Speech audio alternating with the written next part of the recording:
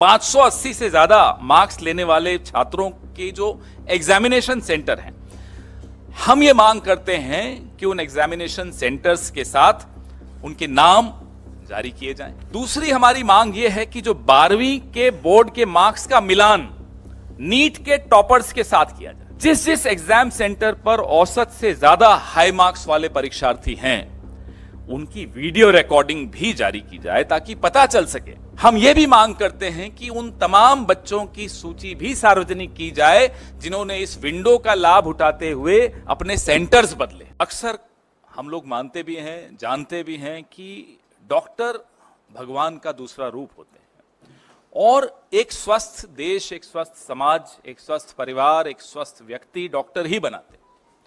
लेकिन अगर उस डॉक्टर को बनाने की प्रक्रिया अस्वस्थ हो जाए तो वो डॉक्टर कैसे एक स्वस्थ नागरिक को बनाएगा।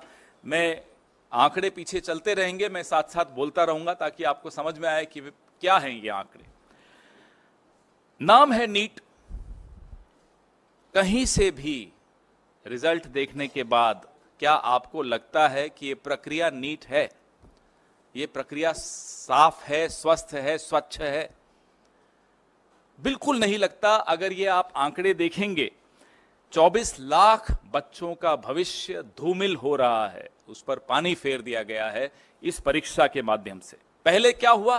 तारीख बढ़ाते रहे, बार बार तारीख बढ़ा रहे थे और फिर पूरे सिस्टम की पोल 4 जून को खुल गई। 4 जून पर भी फिर आएंगे, पहले चर्चा इस पर कर लें। पूरे के पूरे 720 आउट ऑफ 720 आउट ऑफ 720, आप पीछे आपके सामने स्क्रीन पे जो आंकड़ा दिख रहा है वो देखिए। इसको 67 टॉपर्स थे जिसको 720 में से 720 अंक मिले इस साल। पिछले साल कितने थे, उसके पिछले साल कितने थे? ये तमाम आंकड़े ये विनीत जी ने हमारे रिसर्च करके मुझे दिया। ये बड़ी अच्छी रिसर्च इन्होंने की, ये आपको सारे आंकड़े इसमें दिखेंगे। पिछले 8 सालों में, चलिए पिछले साल का तो छोड़िए, पिछले 8 सालों में सिर्फ 7 ऐसे छात्र थे जो पूरे में से पूरे अंक लाए हों। 8 साल में 7 छात्र और 1 साल में 67 छात्र। यह अपने आप में चौंका देने वाला आंकड़ा है।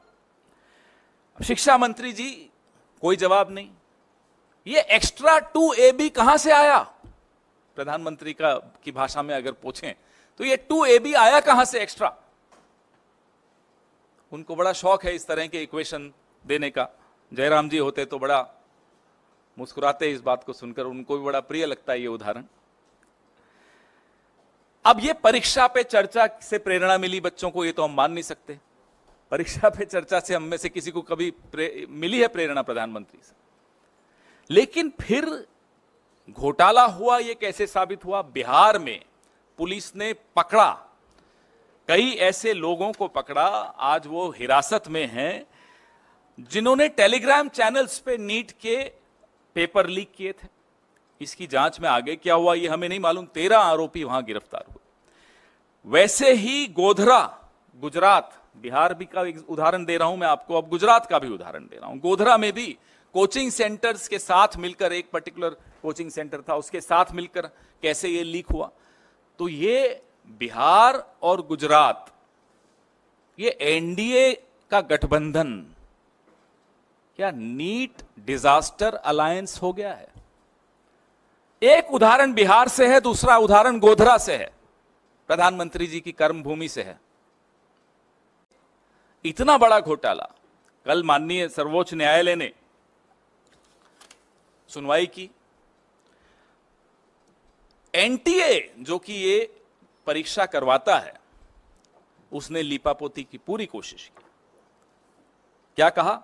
उन्होंने कहा कि जो 1563 बच्चों को टाइम लॉस की वजह से ग्रेस मार्क्स दिए, और एक माननीय सर्वोच्च न्यायालय की जजमेंट को कोट किया कि साहब इस जजमेंट में यह कहा है कि अगर बच्चों को टाइम लॉस होता है तो वो कैलकुलेट करके इन्हें ग्रेस मार्क्स दिया।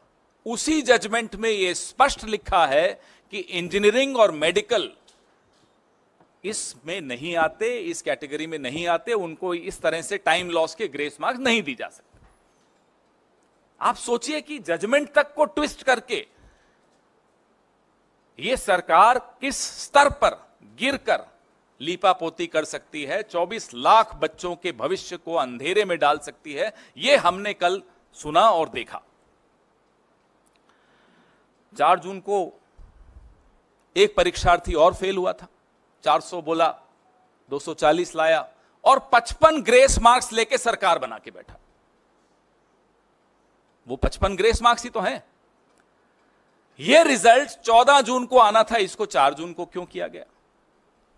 यही सोचा कि आप लोग जो अभी व्यस्त होंगे, हम सब व्यस्त होंगे चुनावी नतीजों में, पूरा देश टीवी पे सिर्फ चुनावी नतीजे देख रहा होगा, तो ये एक बड़ा विवाद नहीं पैदा होगा, इसलिए 14 जून को 4 जून पे ले आया गया। ये तमाम सवाल हैं जिसके जवाब नहीं मिले हैं। अब माननीय सर्वोच्च न्यायालय के फैसले के अनुसार ग्रेस मार्क्स तो हटा दिए, लेकिन जो 24 लाख बच्चों के जहन में, के मन में, के दिमाग में जो सवाल उठ रहे हैं, उसका जवाब माननीय शिक्षा मंत्री तो दे नहीं रहे। वो तो स्तुति वंदन में लगे हुए हैं मोदी जी के, जैसा कि पूरा कैबिनेट लगा रहता है।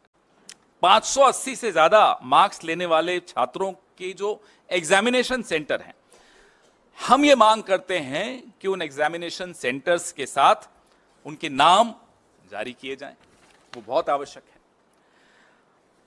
दूसरी हमारी मांग यह है कि जो 12वीं के बोर्ड के मार्क्स का मिलान नीट के टॉपर्स के साथ किया जाए, क्योंकि एक सूचना है कि कुछ ऐसे छात्र हैं जिन्होंने 12वीं भी संघर्ष करके पास की, कोई ज्यादा अच्छे नंबर नहीं लाए, लेकिन नीट में टॉपर हो गए। हम नहीं कह रहे नहीं हो सकते, ऐसे लोग आगे चल के शिक्षा मंत्री और प्रधानमंत्री भी बन सकते हैं, इसमें कोई हमें उसमें नहीं है, लेकिन नीट में इतने मार्क्स ले जाएं, थोड़ी गड़बड़ की आशंका वहां 24 लाख बच्चों के मन में है, तो इसका जवाब भी देना होगा। जिस एग्जाम सेंटर पर औसत से ज्यादा हाई मार्क्स वाले परीक्षार्थी हैं, उनकी वीडियो रिकॉर्डिंग भी जारी की जाए, ताकि पता चल सके कि ये एक्स्ट्रा मार्क्स ग्रेस से मिले हैं, डिसग्रेस से मिले हैं, कैसे मिले हैं ये मार्क्स।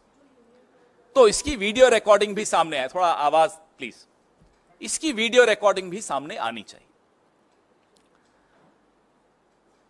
अब इसमें कुछ और महत्वपूर्ण बिंदु, एक सबसे ज्यादा यह है जो इन्होंने ही मुझे सुबह बताया कि एक विंडो खोली गई 2 दिन की, उसमें बच्चों ने ऑप्शन दी कि नहीं मुझे ये नहीं, ये सेंटर चाहिए। बिहार का एक बच्चा गुजरात के सेंटर में एग्जाम देने जाए, वो भी उस विंडो का फायदा उठाते हुए बोले नहीं मुझे ये नहीं, बिहार का सेंटर नहीं चाहिए, गुजरात का सेंटर चाहिए, 1500 किलोमीटर दूर का सेंटर चाहिए। ऐसे कई उदाहरण हैं। हम ये भी मांग करते हैं कि उन तमाम बच्चों की सूची भी सार्वजनिक की जाए जिन्होंने इस विंडो का लाभ उठाते हुए अपने सेंटर्स बदले, और ऐसे बच्चों की भी सूची सामने लाई जाए जो हैं राजस्थान के और जा रहे हैं केरला। उदाहरण दे रहा हूं, एग्जाम देने इतना दूर जा रहे हैं, ना उनके कोचिंग सेंटर के पास है वो सेंटर एग्जाम का, न उनका जहां वो रहते हैं वहां के पास है। तो इतना दूर जाने की क्या आवश्यकता पड़ी? तो कई चीजें निकल कर आएंगी अगर इसका जवाब हमको मिलेगा तो। एक दुर्भाग्य यह भी है कि रेल मंत्री हो, शिक्षा मंत्री हो, गृह मंत्री हो और भगवान के अवतार खुद हो प्रधानमंत्री, कोई अकाउंटेबिलिटी नहीं लेना चाहता। जवाबदेही का जो एक संस्कृति थी इस देश में, वो लाल बहादुर शास्त्री जी की हो, वो माधवराव जी सिंधिया की हो, वो संस्कृति अब आपको बिल्कुल नहीं दिखती। चलिए इस्तीफा आप नहीं दे रहे, यूपीए के शासनकाल में सिर्फ आरोप लगते थे, बाद में झूठे भी साबित हो गए। आरोप लगते थे और इस्तीफा हो जाता था, जवाबदेही थी। आज वो मंत्री मुस्कुराते हुए आरोप हम पर सब पर लगाता है, इस देश के नागरिकों पर लगाता है कि ये मोटिवेटेड प्रोटेस्ट हो रहा है। थोड़े दिनों में देश विरोधी भी हो जाएंगे ये बच्चे, देख लीजिएगा, इनको राष्ट्र विरोधी कह दिया जाएगा जो प्रोटेस्ट कर रहे हैं। आत्महत्याएं हो रही हैं इन पेपर लीक्स को लेकर, और मंत्री मुस्कुराते हुए कहता है मोटिवेटेड प्रोटेस्ट है। कहां है वो जवाबदेही की संस्कृति? Where is that culture of accountability which we saw in the past, even in the UPA era? I am not going to Mr. Lal Bahadur Shastri and Mr. Madhavrao Sindhya ji. Even in the UPA era we saw this. Just an accusation, and people would resign. Later, of course, those accusations were proved wrong. Yet there were resignations, there was accountability, there was a respect for public opinion, there was respect for the media. अब वो कहां है सम्मान media का?